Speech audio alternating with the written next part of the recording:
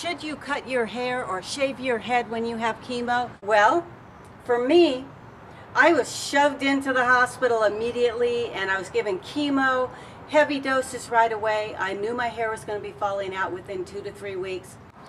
This is me 3 weeks into chemo. I decided to shave my head. And the reason I did is because, you know what, when you find out you have cancer, you really feel like your body's betraying you and you feel like you have no control whatsoever. I needed to get some of that control back, and shaving my head was just a thing. My friend, who happens to be a surgeon, shaved my head. So she got out a straight edge and shaved my head clean.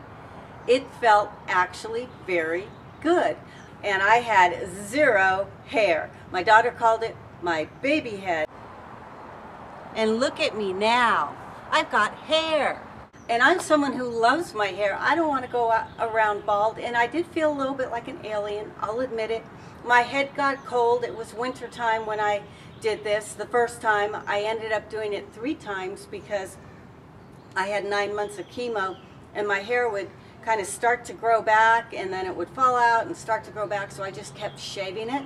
I put olive oil on my head. I wore no makeup. I tried to wear earrings, but that wasn't such a good look.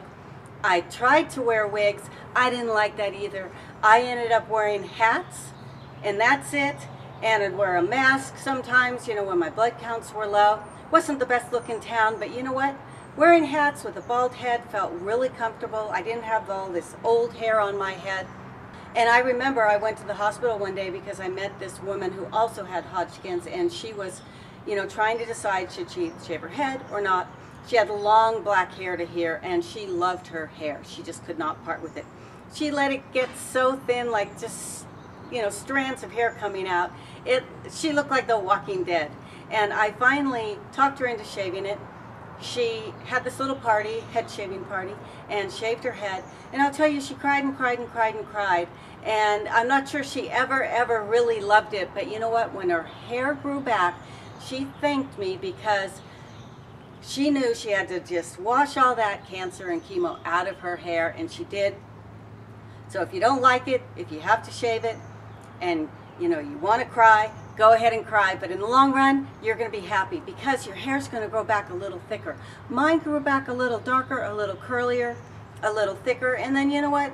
After a few years, I got my hair back just the way it used to be. Life goes on. So shave it. Just give in to the cancer.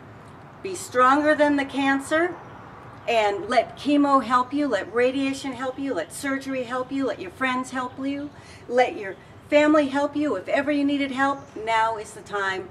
Shave your head. And be careful when you do it. You really don't want to be bleeding. So that's the other thing. I hope that helps you decide whether you should shave it or not. Come back. I'll be talking about other things that can help you survive. Bye for now.